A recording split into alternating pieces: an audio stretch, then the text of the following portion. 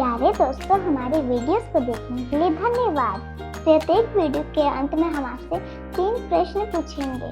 यदि आप सही उत्तर दिए तो हम आपके लिए एक इनाम भेजेंगे।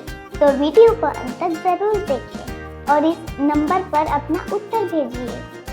धन्यवाद। हेलो बच्चों, आपका फिर से स्वागत है हमारी नई सीरीज बाइबल में रोचक जगह। पिछले हफ्ते हमने सुना था अदन की वाटिका के बारे में। हमने देखा कैसे परमेश्वर ने सब चीजों से भर दिया जो आदम और हवा को जरूरत थी। फिर भी उन्होंने गलत चुनाव किया और परमेश्वर की एकमात्र आज्ञा का पालन नहीं किया, जो था भले और बुरे के ज्ञान के वृक्ष के फल को नहीं खाना है। उन्होंने अपने गलत चुनाव का परिणाम भुगता और उनको वाटिका से हमेशा के लिए निकाल दिया। आदम और हवा जैसे हमें भी बहुत सारे चुनाव का सामना करना पड़ता है। सही चुनाव करने में मुश्किल होता है, लेकिन क्या आप जानते हैं, जब हम परमेश्वर पर निर्भर होते हैं वो हमारी सहायता करते हैं। चुनाव के बारे में बोलते हुए मुझे आश्चर्य है कि हमारा अगला यात्रा गंतव्य कहाँ है। क्योंकि हमने अभी वाटिका की सैर की है, तो क्या हम अगले मंजिल के लिए पहाड़ पे चढ़ सकते हैं? आइए जानते हैं टोरो और तारा से।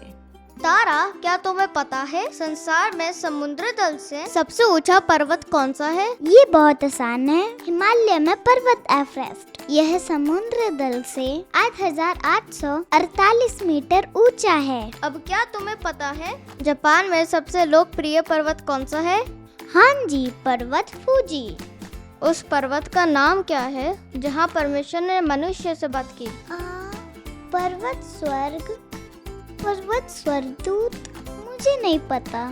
मैं तुम्हें बताता हूँ। परमेश्वर ने मूसा से बात की। पर्वत से ने मिस्र में पाया जाता है। ये 2,285 मीटर ऊंचा है और इसके विशेष पर चढ़ने के लिए लगभग 3,750 कदम चढ़ना पड़ता है। ये पर्वत सेने था जहाँ परमेश्वर ने मूसा को कुछ महत्वपूर्ण निर्देश दिए थे, जिसे 10 आज्ञा कहा जाता है। पर्वत सीने पर चढ़ना मुश्किल तो नहीं लग रहा। जब मूसा कर सकता है तो हम भी कर सकते हैं। चलो चलकर और ढूंढते हैं। आइए इस कहानी को सुनते हैं कि सिनै पर्वत पर क्या हुआ। परमेश्वर ने मूसा को सिनै पर्वत की चोटी पर मिलने के लिए बुलाया। परमेश्वर ने उसे कहा कि उसने इज़राइल को अपनी प्रजा के रूप में चुना है। वह उन्हें आशीष देगा और उन्हें एक पवित्र राष्ट्र अर्थात अपना विशेष खजाना बनाएगा।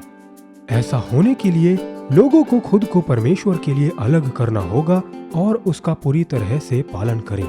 यह सिनै पर्वत पर था जहां परमेश्वर ने मूसा और इज़राइलियों को 10 आज्ञाएं दी। बच्चों, क्या आपको अभी भी याद है कि हमने आपको 10 आज्ञाएं सिखाई थी एक्शन के साथ? चलो इसे एक साथ करते हैं। पहली आज्ञा, मुझे छोड़ दूसरों को परमेश्वर करके ना मानना। दूसरी आज्ञा, तू अपने लिए कोई मूर्ति खोद कर ना बनाना। तीसरी आज्ञा, तू अपने परमेश्वर यहोवा का नाम व्यर्थ ना लेना। चौथी आज्ञा, तू विश्राम दिन को मानकर पवित्र रखना। पांचवी आज्ञा, अपने माता और पिता का आदर करना। छठी आज्ञा, तू हत्या ना करना। सातवीं आज्ञा, तू व्यभिचार ना करना। आठवीं आज्ञा, तू चोरी ना करना। नौवीं आज्ञा, तू झूठ मत बोलना।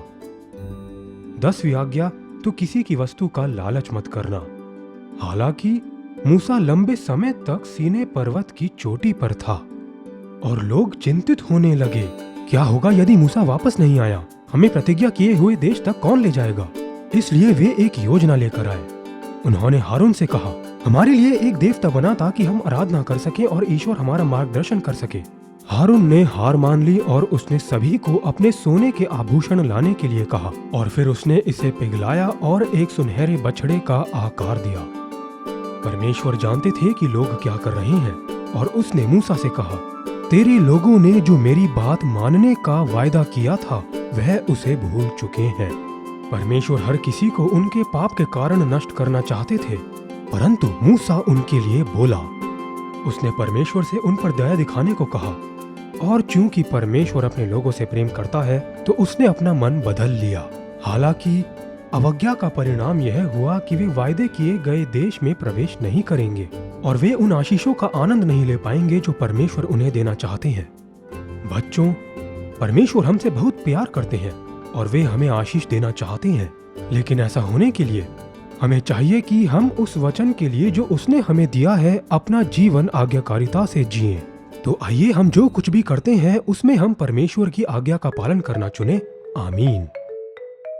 परमेश्वर अपने लोगों से बहुत प्यार करते हैं और उन्होंने सिनै पर्वत पर 10 आज्ञाएं दी। परमेश्वर ने उन्हें नियंत्रित करने के लिए इसे नहीं दिया, नहीं, वास्तव में क्योंकि परमेश्वर को इस्राएलियों के जीवन से प्रेम था। आज्ञाएं उनकी रक्षा करने और उन्हें सुरक्षित रखने के लिए दिए गए नियमों की तरह है।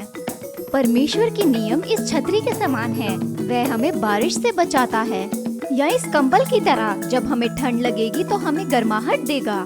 इसलिए परमेश्वर ने निर्गमन 19:5 में बताया, जो कि आज का बाइबल स्मृति पद भी है। इसलिए अब यदि तुम निश्चय मेरी मानोगे और मेरी वाचा का पालन करोगे तो सब लोगों में से तुम ही मेरा निज धन ठहराओगे। समस्त पृथ्वी मेरी है। हाँ, हम परमेश्वर के निज धन हैं। वो हमें सुरक्षा और आशीष देना चाहते हैं। आइए हम आज्ञा पालन में जिए।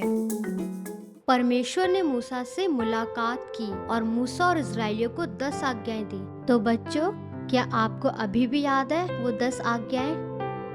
बहुत अच्छे। प्रभु ने उन्हें आशीष देने का वायदा किया यदि वे उनकी बातों का पालन करें।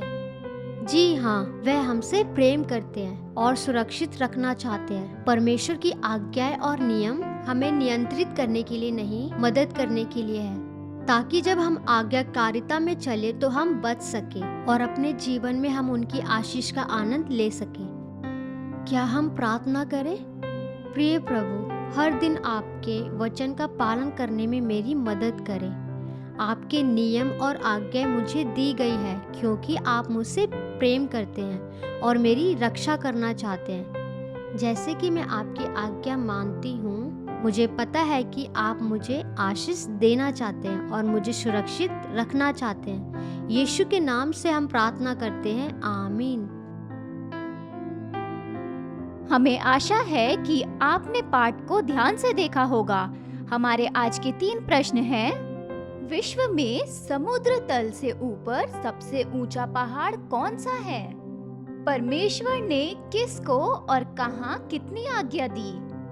हम परमेश्वर के लिए क्या हैं?